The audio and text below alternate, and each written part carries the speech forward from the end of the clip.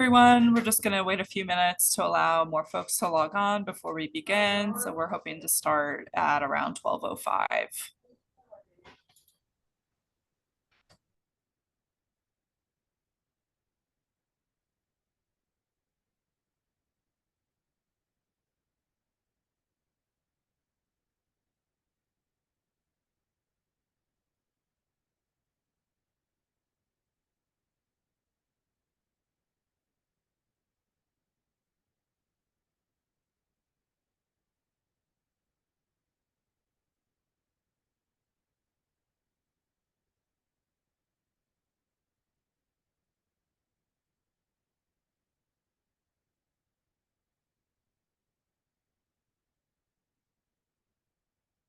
We're just waiting another minute to allow more folks to log on before we begin. But yeah, sorry, Joe, we do look a little serious, but we're just waiting.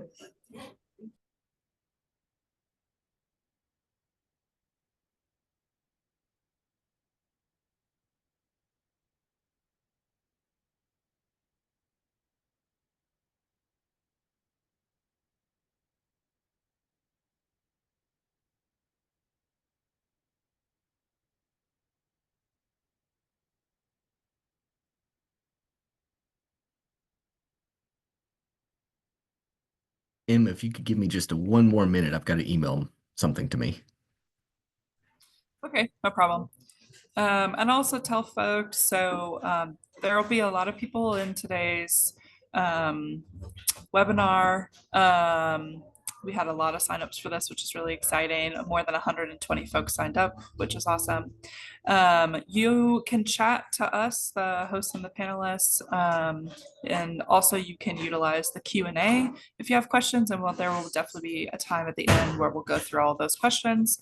But if you have questions that are really specific to the slide, we'll also try and pay attention for those as they come. And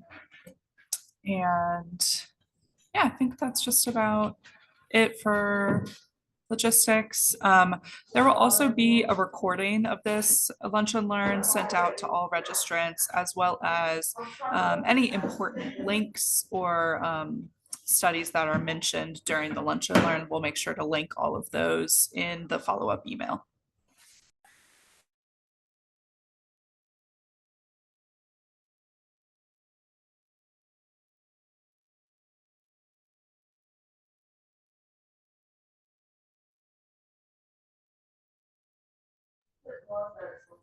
Mark, you ready? Marquette, you want to kick us off and introduce Park and get us going? Sure. My name is Marquette Crockett. I'm the Roan Stewardship Director for the Southern Appalachian Highlands Conservancy. And for you guys who are familiar with their organization or maybe heard in the news, SHC in recent history accepted one of the largest private land donations in North Carolina history in the South Yellow Mountain Preserve, which is about 7,500 acres and contains really some of the most incredible habitats that the Southern Appalachians have to offer. And as a part of that, we were also lucky enough in 2022 to bring on Park Greer as the preserve manager for South Yellow Mountain Preserve. Park, before he started with SHC, worked in land surveying and also as a park ranger in South Cumberland State Park in Tennessee, so which has its own unique geology. So we're just thrilled to have Park on board and thrilled that he is a geology nerd, and can't wait to give him the opportunity to tell you how he got involved in that and all about the geology of the Southern Appalachians.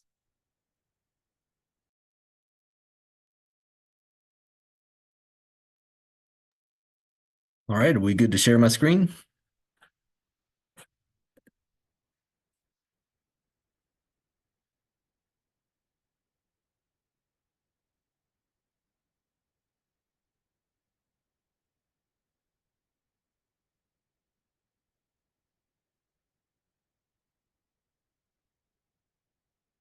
All right. Hello, good morning, everybody. My name is Park Greer. Like Marquette just introduced me, manager of the South Yellow Mountain Preserve, of which this photo is looking out from towards kind of the Big Yellow Roan Mountain area. Thank you all for joining me this morning to talk about something that a lot of people are interested in, but is kind of a difficult subject to approach because there's just so many words and names and things and histories that you have to remember. So I'm trying to boil this down to make it just a little more simple. I am definitely just touching on the basics of the geology of the Southern Appalachian Mountains, and I'm not going too deep down to any rabbit holes because boy, there's a lot. So part of my job with the preserve is not just managing its resources and monitoring for rare plants and things, but it's also getting out and having a chance to explore. And one of the things that I've noticed while exploring the preserve is just the incredible amount of geology. Now, I have done a presentation on the specific geology of the South Yellow Mountain Preserve, which is a little different than the geology of the Southern Appalachian Mountains. It is part of it, but it's more of an amphibrolite mountains, which there's only about 3 big ones in the Appalachians, whereas is the rest, as you'll see further on in this presentation, or it's a little different geology. But you can find that presentation on our YouTube. It's Geology of the South Yellow Mountain Preserve, and I encourage you to go check that out. I'm thinking, I'm trying to keep this brief, so I'm going to try not to ramble too much because, as Marquette said, I am a geology nerd. But the Southern Appalachian Mountains are a place many of us have come to admire, and some of you live here. And if you don't live here, I encourage you to please come and check out these mountains and visit them. Visit them responsibly, though, because they are a little overcrowded in places. But there are many areas that you can get out and really check out the cool features, the waterfalls, the rocks, the cliffs, and various aspects of our mountains. I do want to bring up real quick, like right now before we get into the presentation, I am doing a hike that is concurrent with this presentation. It is full at this moment, but don't fret about that because I will be doing more geology hikes in the future. Some of y'all have been on this hike before, but it is a great experience to get out and really get your hands on the rocks, essentially, and experience the Southern Appalachians. Now, I do believe that one of the best places to begin is the beginning. It's a good place to start.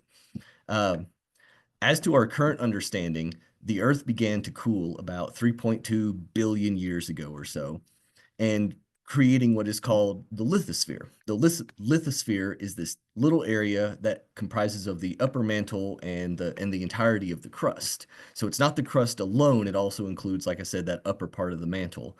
And as that cooled, it began to crack. And that is where we started getting the tectonic plates, like I said, about 3.2 billion years ago. Before that, it was just Earth was just a molten sphere. As it cooled further, it cracked and the tectonic plates were formed. Heat from the Earth's core, heat from the Earth's core drove convection currents. And I think I've got a slide for that. Yeah, there we go. It formed convection currents, which drive the movement of these plates. In some areas, the plates collide. In others, new crust is formed and spread outwards.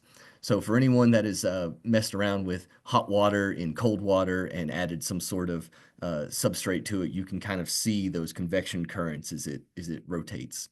And that is what pushes or and sometimes pulls these tectonic plates.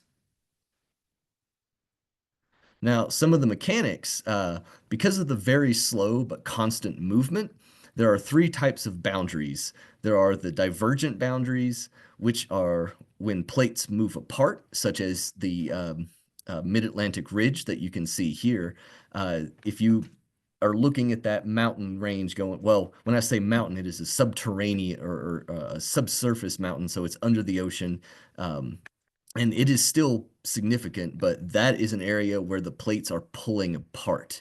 And if you reference the graphic just to the right of that, you can see where it says ocean spreading ridge. That is magma coming up from the core and pushing the continents away from each other, or pushing the continent to other continents. Another example of a divergent boundary can be found in the Rift Valley of Africa, or the Eastern Rift Valley of Africa, where once again the plates are pulling apart. The next zone is called a convergent boundary, And this is when two plates collide, resulting in either uplift or subduction. Some notable examples of uplift would be the Himalayan mountains or Himalayan mountains, the Alps, as well as our own Rockies here in North America. The when uplift is when two plates come together, and I don't know if you can see my video well, but two plates come together and go like this. They force themselves up. Whereas a subduction zone is when two plates come together, the denser plate goes under. Both of these lead towards mountain building, convergence because they're kind of buckling and pushing upwards, and subduction because as that plate goes under, it kind of melts. It melts in the mantle, and then essentially because hot air and hot water and also hot rock apparently will move upwards, and that's where you create boundaries or upwards boundaries. Sorry, mountains. uh, some notable examples of subduction zones would be the Cascade Mountains, and both of these photos are from the Cascade Mountains in the Pacific Northwest. The previous, the Alps, the Rockies, and the Himalayas, those are convergent where the plates are pushing together. These are subductive where one plate is going under the denser, typically oceanic plate, melting and then rising up. And that's why you also get a lot of volcanoes in some of those subduction zone ranges, such as like Mount Rainier. Now, the third type of plate boundary is a transform boundary, and that is when plates slide across each other. Unlike convergent and divergent boundaries, this is boundary, it neither creates nor destroys the lithosphere. Instead, it just kind of slides across each other. And one notable one would be the San Andreas Fault out in California. And it's that is where just both of the plates, instead of either being subducted or converging, they're just sliding along each other. And this is an area that is heavily prone to earthquakes. Hopefully no one has experienced that. So where did our mountains come from? We look at them, and some people look at the Rockies and they're like, wow, these mountains are so tall because they're so young. And they look at the Appalachians and like, wow, they're so small. It's like, well, they're until you start hiking up one, they're not that small, but they are very, very old. You could summarize the entire history of the Appalachians as uplift, erosion, uplift, erosion, uplift, erosion. And now we're in kind of maybe not the final, but a current erosion phase. When these mountains began to form, about 1.2 billion years ago, multicellular life was just beginning. These are Bangiomorpha fossils from a rock that was pulled out somewhere around there or somewhere around here, and they are red algae fossils. So this was one of the first examples and some of the oldest examples of multicellular life.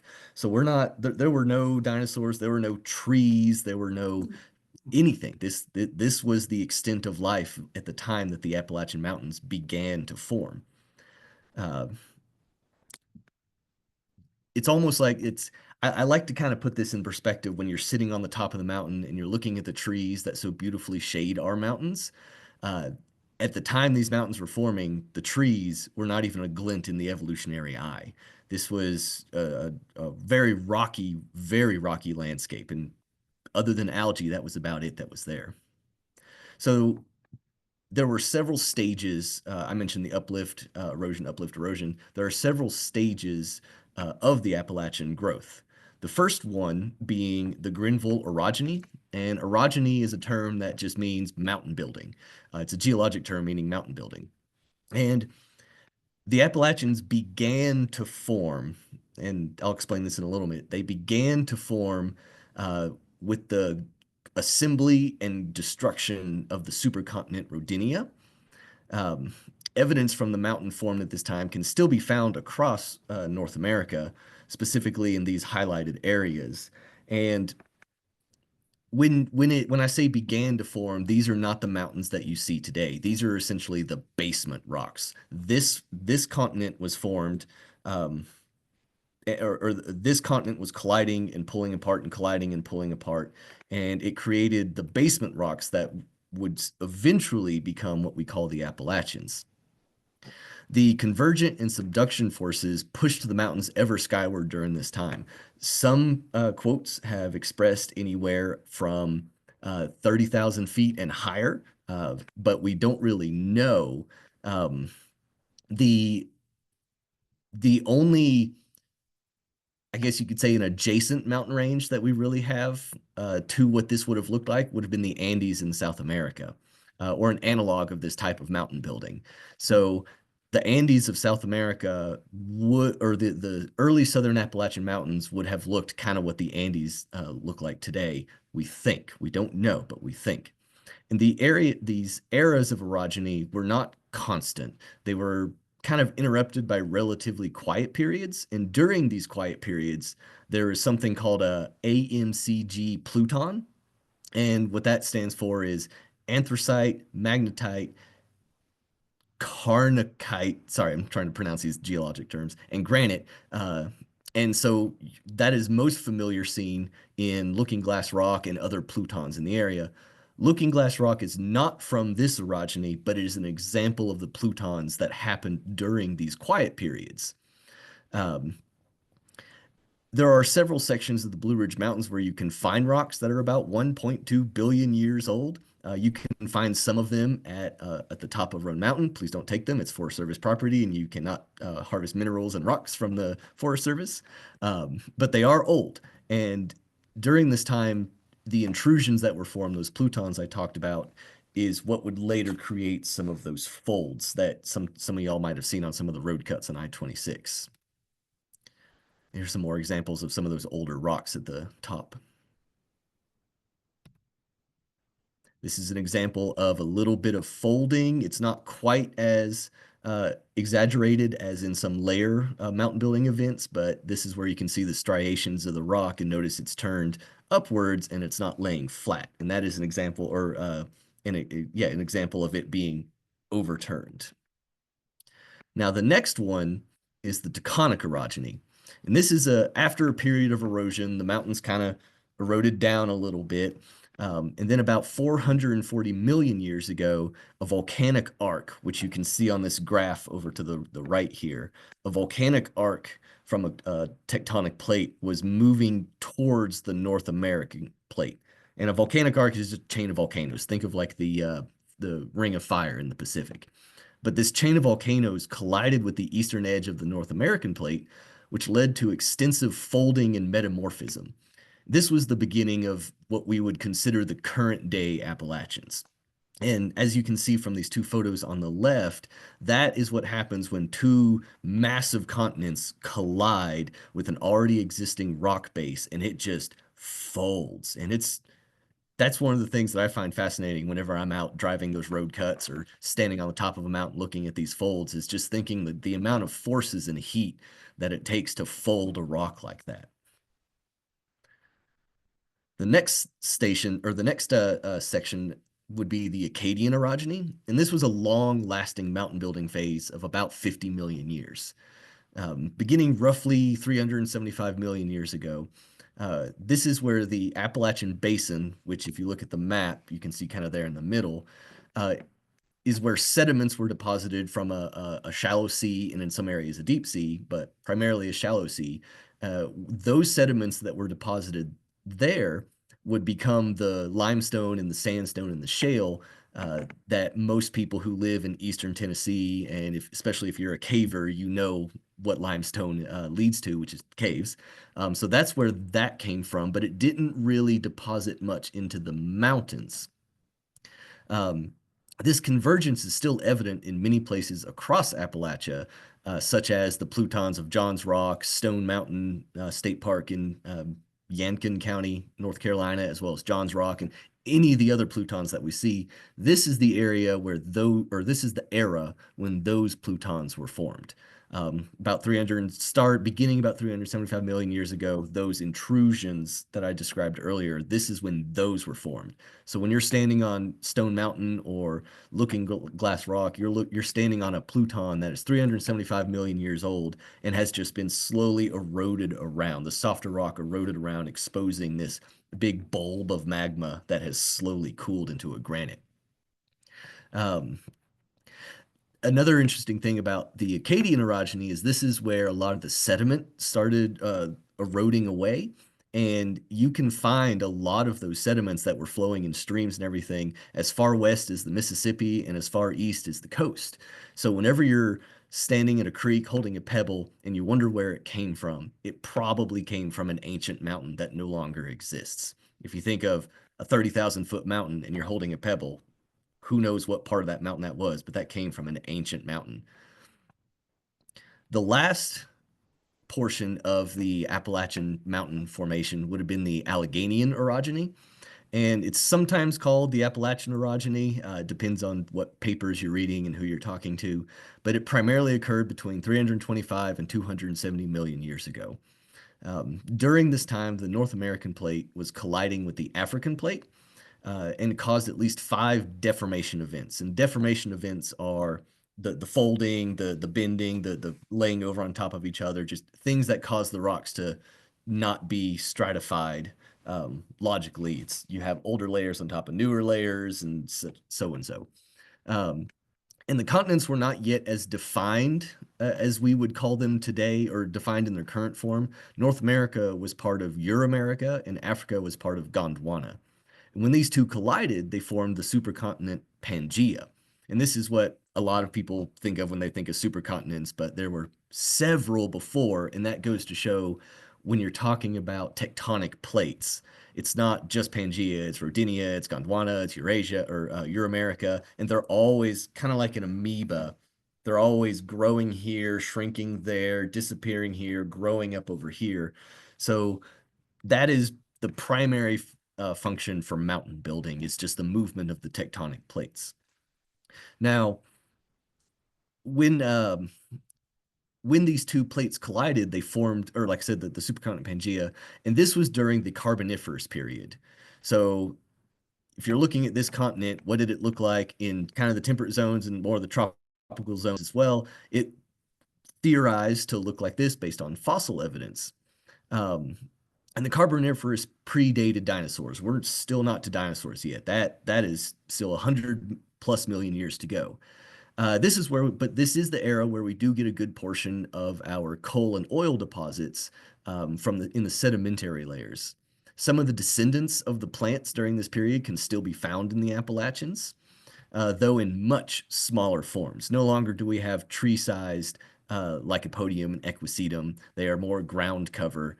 And it's really cool to see these when you find little wetlands or mountains or slopes of the mountains, and just think that used to be a giant tree, but now it is a much reduced form, but still beautiful in its own right. Now, with the mountains, now that we kind of understand how the mountains were formed, like I said, it built up because the continents were collapsing. It is eroded down and it built up and sometimes folded over on itself, and then it eroded down, and then another one would fold over on itself, and then it built up and eroded down. The types of rocks that you normally find. Here's a good example of that folding I was talking about. This is, like I said, this is where the mountains began to erode. The mountain building stopped about 270 million years ago. And now we are left with the remnants of the roots of those mountains.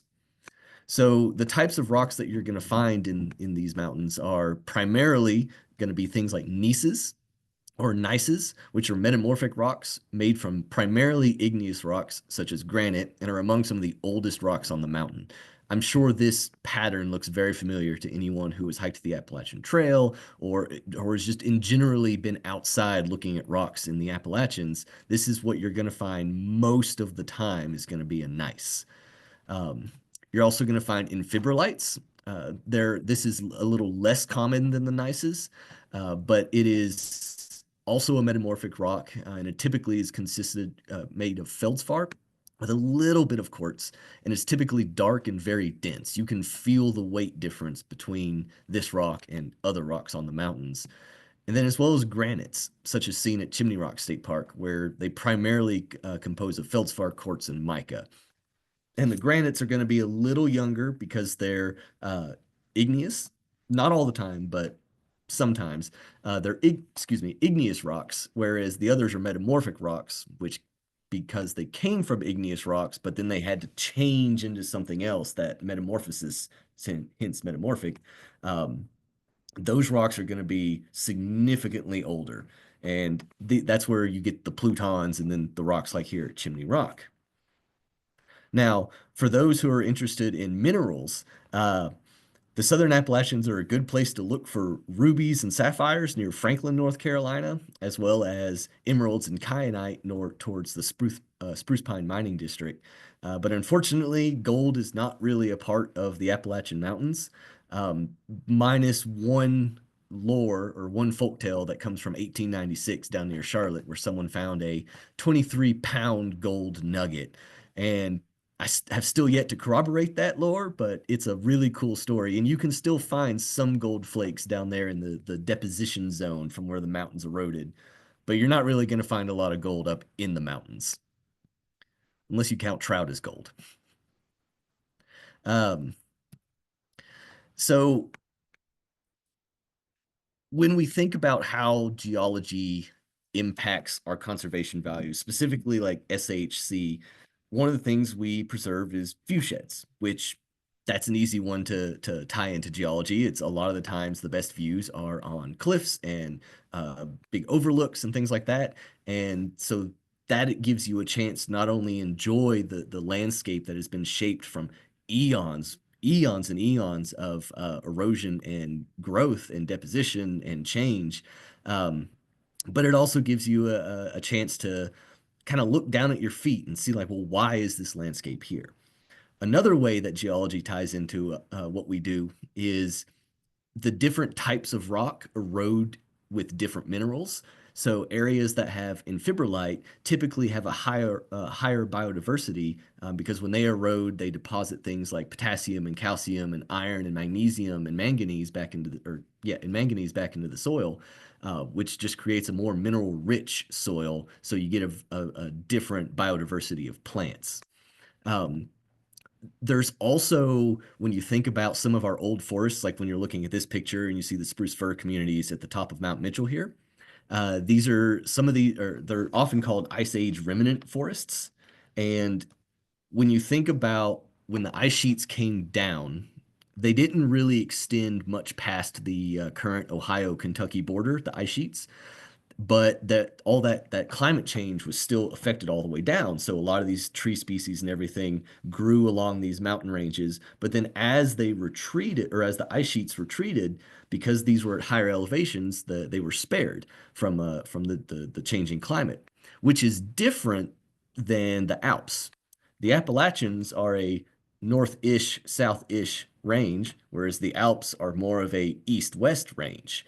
So as the ice sheets came down in Europe, the plant and animal species hit a barrier, an east-west barrier, and they could not move south. Whereas in the North America, as the ice sheets came down, the north-ish, south-ish range allowed plant and animal species to move along the mountains. Another really interesting aspect that could probably be an entire Zoom topic in its own is kind of the geographic and topographic history. The difference between a lot of Native American tribes who primarily used this area for hunting and trading, there's also stories of using the ridge tops as pathways. Instead of going across the mountain, why not go along the ridge tops? But a lot of Europeans coming into the area, European settlers viewed it as more of a barrier, minus some persecuted peoples from Europe who viewed it as more of a haven because it was an isolated area that was difficult to traverse. So the mountains that began forming 1.2 billion years ago have completely shaped the history of the United States until roads and railroads started cutting through the mountains in the 1800s. And that leads me to saying thank you so much. Like I mentioned earlier, there is a hike coming up this weekend. And for those who can't make that, I will be doing several of these in the future, as well as our June Jamboree, which is Saturday, June 14th, I believe. I will be doing another geology hike on a different area of the Appalachians. So please keep keep in mind the rocks below your feet. And if you have any questions, come out on one of my hikes and ask me in person. Thank you. Thanks so much, Park. I loved that. We have a question that Stag asked earlier when you were talking about the Grenville orogeny. I wonder if you could go back to that slide. And Stag wanted to know if there are plutons from that orogeny that are exposed at the surface still, and also kind of just Stag specifically asked about basement rocks from that orogeny being exposed at places like Rainbow or Whitewater Falls, but I'm also just curious how often we see rocks from that kind of, as you said, basement event up Right. here at the surface today. I guess maybe basement is the wrong term. Perhaps now, because of all the folding and uplifting, you could consider it more attic rocks, actually. So no, though, to my knowledge, no, those plutons don't exist that I know of. More what has happened is those plutons that looked like Looking Glass Rock and Stone Mountain did exist, but since they were then eroded down, folded over, and then uplifted, most of the rocks from the Grenville orogeny you'll find closer to the mountain peaks. Some of the rocks on Grassy Ridge and Engine Gap have been dated back to the Grenville orogeny. So I guess you could maybe call them more attic rocks instead of basement rocks.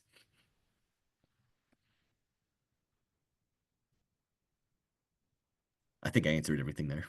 I think so. Are there any other questions from the audience? Park, I'd love to ask you, like, when you go out on just like a regular hike, like, what are you looking for? What do you get really excited about? I definitely know that you get excited about seeing like folding, but are you looking for any rocks in particular? Or I know that you love like ruby hunting, for instance. Right. I'd say I'm not looking for anything particular, but I am looking for things that stick out. Um, for instance, I have a really beautiful example of amphibrolite that has folded at a near perfect 90-degree angle, and it looks like a bookend. And it's only about yay big, but it would be a perfect bookend. So I'm looking for stuff like that. I'm looking for areas, minerals, for instance, like kyanite and garnets, and that is just I know a lot of I know sometimes you're looking at the ground so that you're not stumbling or tripping, but I'm also looking at the ground because I'm looking for cool minerals or interesting shaped rocks, and then kind of using that to tie in to my ever expanding knowledge of geology, which will probably be a lifelong endeavor. But yeah, just look for things that are a little different, and then figure out what they are. And how do you go, like, do you have like any kind of classic geology books that you reference to kind of identify rocks? Or I know that there's, for instance, like a subreddit where you can like post a picture and people will tell you what the rock is or anything like that. When I was growing up, or when I was a park ranger, I did use various reference books, kind of like the Audubon geology books or things like that.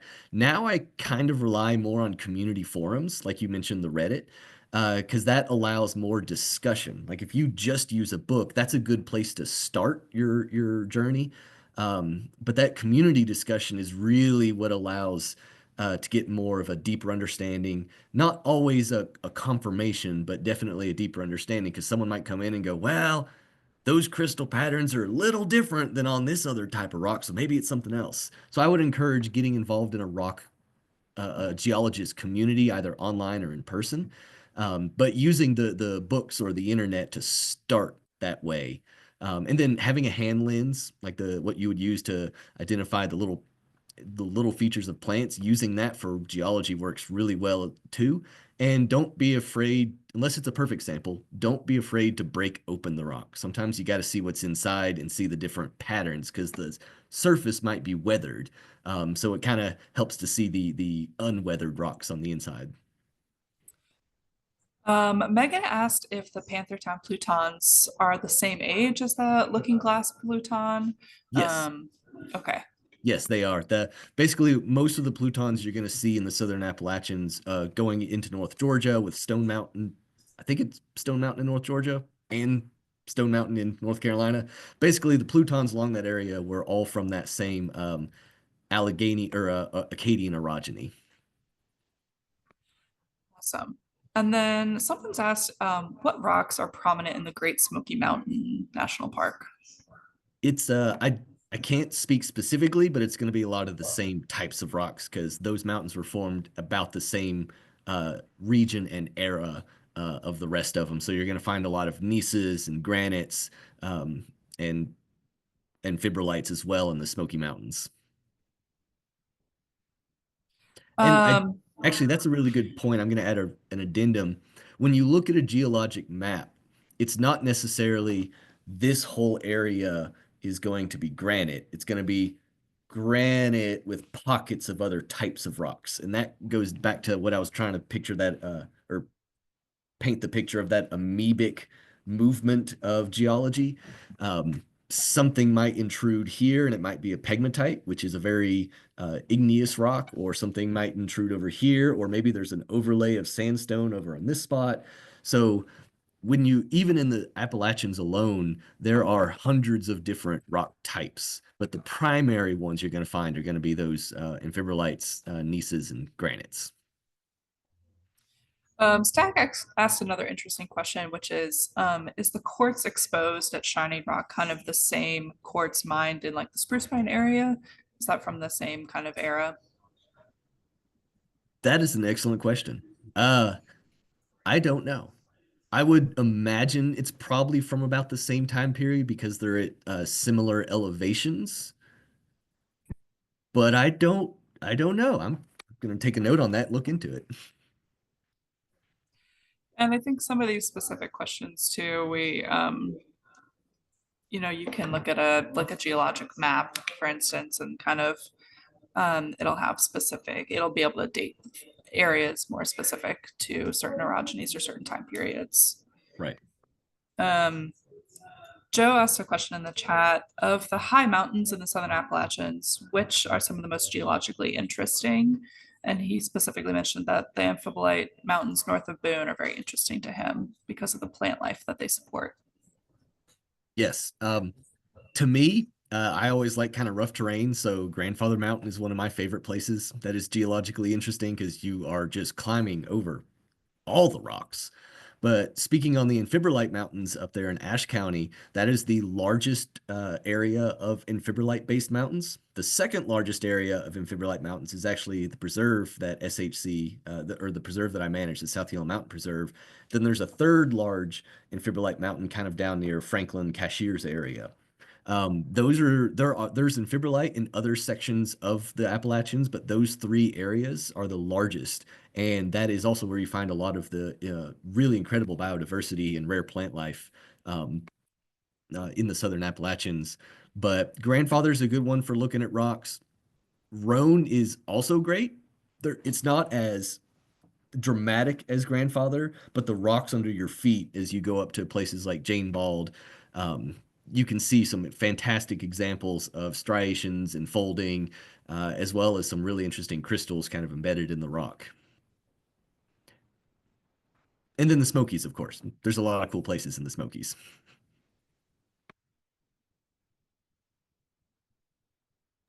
Lauren has asked a really interesting question, which is kind of how close did those plutons get to the surface when they cooled, and then I guess how much erosion had to occur in order for the plutons to be exposed? That actually is a really good question. So the granite that makes up the plutons is a type of granite that cools very slowly, um, as opposed to quickly, such as some of the volcanic rocks that you see in other areas. So in order for it to cool slowly, it has to have significant amount of land on top of it. So I can't give a number for or a data for how deep these were, but deep is the answer, very deep in the earth, and then they were uplifted. And plutons are, when you're looking at these pictures, yes, they're a little eroded, but they were essentially bulbs of magma that would rise and then cool very slowly. Then all the rock and soil on top of it would just erode away. Um, that's another thing I'm going to look up is if there's any evidence for how deep they were, but deep. Um, Someone is asking about the hot springs area and kind of that warm area that warms that water, is that related to any old volcanoes, or where does that heat come from? So that heat comes from the mantle, and those are what are called hotspots. Hawaii is a hotspot. It's more of a dramatic hotspot because it is built up and it's an actual volcano, but it's not on a convergent or a subduct. It's not on a convergent boundary where you would expect to find volcanoes. It's kind of out in the middle of the Pacific plate. There's a couple other hot spots like Hot Springs, Arkansas, Hot Springs, North Carolina, and Yellowstone is another kind of example of a hot spot. Yellowstone is more kind of at the edge of a subduction boundary, so it gets all that magma coming up. But the hot spots at Hot Springs, North Carolina is just an area where the mantle and magma chambers are just a little bit closer to the surface, to the crust, than they would be otherwise. So it allows that kind of geothermic heat to rise up and heat the waters because a lot of the waters coming for Hot Springs, Arkansas and Hot Springs, North Carolina are coming from deep within the earth and they're just close enough to the magma chambers that it allows them to heat and rise. So to answer another question too, were there ever volcanoes that were forming the Appalachian Mountains, or was it all from convergence and folding and deformation? The biggest answer would be during that tectonic orogeny, which was about 500 to 400 so million years ago. And that was a volcanic arc like the Ring of Fire that collided with the continental crust, forming essentially you could call them the second Appalachian Mountains. And that's where we get a lot of the uh, metamorphic rock because those volcanoes collided and they were still volcanoes, so it was igneous rock, but then over time it got compressed and heated into a metamorphic rock such as the schist. But so as for volcanoes is what we picture out west. Um, I'm sure at some point there might have been, but the only ones that I'm aware of is that volcanic arc that collided. A lot can happen in 1.2 billion years. Right. Um, Rob wants to know about something very specific, but I'll just ask, and maybe you don't know the answer, which is the bulb across from Grandfather near Seven Devils that the Blue Ridge Conservancy preserved a Pluton? Um, I don't know specifically the area that you're talking about. What was the name of it? Or you can see it from Grandfather. Seven Devils. Seven Devils. It very well could be, because those plutons kind of exist all up and down the Appalachians. It's not something just for, say, near Brevard or whatnot. Um, but if it kind of looks like the Looking Glass Rock or John's Rock, then it's likely. But I'm looking it up now to give a more Yeah, other folks info. are saying it's in Bear Paw State Natural Area or near Time Castle. So we can look that up too and send that out. But can you speak to um, all of the waterfalls in the area? Are those are just a kind of like a byproduct of this area that we have with all of the folding and deformation? They're kind of a byproduct of that deformation and the water that comes down. Right. And we actually have some interesting and well, one, the uplift, the reason we have waterfalls is because we have high land, which is what you're going to find in every geologic example across the world, minus areas that don't get rain. But an interesting part about our waterfalls is because they are the metamorphic rock and it's in some places igneous rock, they're a little more resistant to weathering. Um, so you get more kind of cascades as opposed to, say, on the Cumberland Plateau, which is primarily sandstone, shale, and limestone, which is very susceptible to weathering or erosion. You get those kind of like the canyons where the waterfall slowly cuts back, and you get those dramatic straight down drops. You'll get more of that with sedimentary rock. Whereas with our waterfalls, you get that in places, but most of our falls are going to be more cascades than they are going to be straight drops. Um, but because we're such a temperate rainforest and because we have some really interesting mountains, we get some incredible waterfalls. Well, I think maybe that's all we have time for today. I think if going forward, we're definitely going to look and dive deeper into more specific examples. Like folks are asking about really specific examples of geology, and we'll be able to dive into a shorter time period and look at more specific formation events or deformation events in that case. But Park, do you have any closing thoughts, any closing statements? I think just touching on what you just said is this is kind of an ongoing series that I want to work on. Like Emma said, doing very specific examples. So in the future, I'm planning on picking very particular SHC preserves and then just talking about their geology. So there will be a little bit of overlap, but each site has such a unique underlying geology that tells different stories. So as you're walking around, and if this is something you've never been interested in, it's good to realize that the geology of the Southern Appalachians is really why the Southern Appalachians are here and why they're beautiful. So take a few minutes when you're out hiking next time and just pick up a rock and hold it and just contemplate that feeling and just enjoy the world that we have now. Thanks so much for your time, Park. I really enjoyed that. I studied geology in college, and it's a passion of mine as well. So I'm really excited to continue this series and dive into some of these specific areas and looking at more specific minerals and rocks, and maybe even doing some show and tell and showing some rocks up to the screen that we have and we can show off. So I hope everyone has a really wonderful day, and look out for that follow-up email probably tomorrow in your inbox. Right. Thank you, everyone. Bye, everyone.